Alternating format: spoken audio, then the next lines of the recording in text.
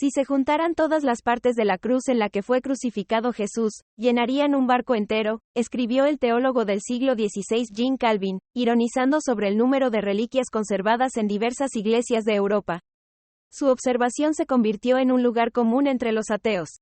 Sin embargo, en el siglo XIX, las palabras de Calvino decidieron poner en jaque al arquitecto francés Charles Roux de Fleury, que se dedicaba a la investigación histórica. Examinó todos los restos de madera conocidos, cuyo número ironizaba Calvino, y calculó que no había suficientes para reconstruir un tercio de la supuesta crucifixión. Esta controversia secular está vinculada a hechos descritos por el historiador bizantino Sócrates Escolástico y el teólogo italiano Ambrosio de Mediola. Según sus registros, a principios del siglo IV, la madre del emperador romano Constantino, Helena, a petición de su hijo, viajó a Palestina, donde dirigió las primeras excavaciones de la historia que confirmaron los informes de los evangelistas. Durante las excavaciones expedición Helena ha encontrado la cruz en la que ha sido crucificado Cristo, y en el camino de regreso a Roma Sarina ha distribuido sus piezas a los monasterios y templos.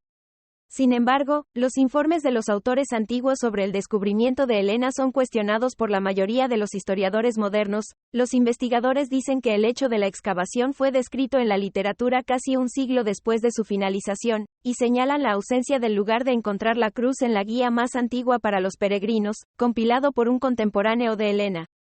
No obstante, la polémica en torno a la excavación de la cruz marcó el inicio de una investigación arqueológica seria relacionada con los textos de la Biblia. El arqueólogo escocés William Ramsay, a diferencia de su colega alemán Heinrich Schliemann, que buscaba a Troya a partir del texto de una obra literaria, era un gran escéptico. Creía que la arqueología, que permitía tocar con las manos las pruebas científicas, podía refutar muchos de los relatos bíblicos, si no todos. Con la intención de probar la autenticidad de las escrituras, Ramsay organizó probablemente las mayores excavaciones sobre motivos bíblicos del siglo XIX. Ramsay se interesó sobre todo por el viaje misionero del apóstol Pablo.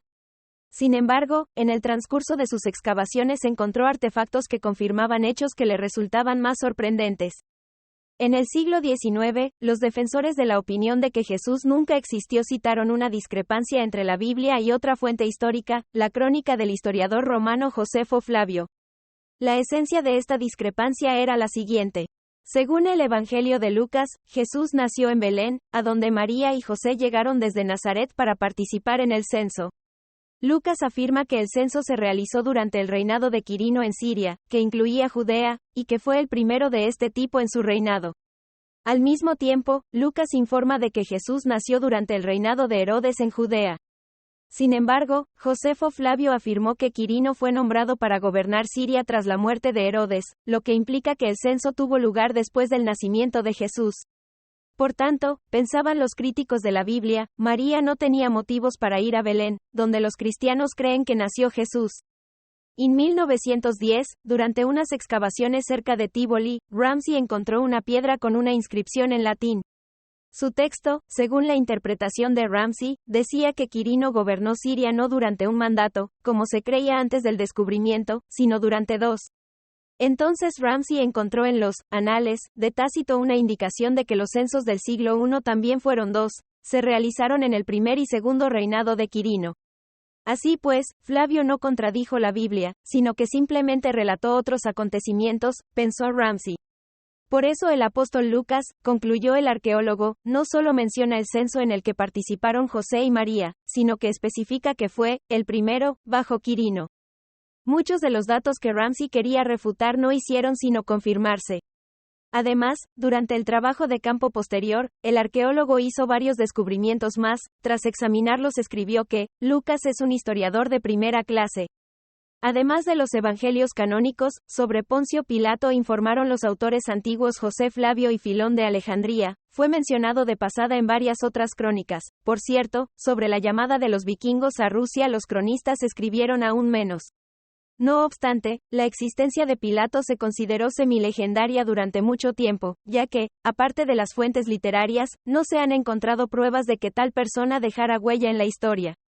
La situación cambió en 1961, cuando el arqueólogo italiano Antonio Frova inició otra temporada de excavaciones en Cesarea, una antigua ciudad de la costa mediterránea.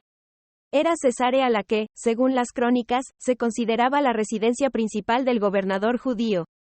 Durante las excavaciones, los arqueólogos dirigidos por Froba descubrieron una muralla, un teatro y muchos pequeños objetos. Pero el hallazgo más significativo para los historiadores fue otro, una losa de piedra de 20 centímetros de grosor, 82 centímetros de alto y casi 70 centímetros de ancho. En esta piedra había palabras talladas, algunas de las cuales se borraron durante casi 2000 años. Sin embargo, lo que quedaba, los científicos leen como sigue: Tiberio Poncio Pilato, prefecto de Judea, dedicado.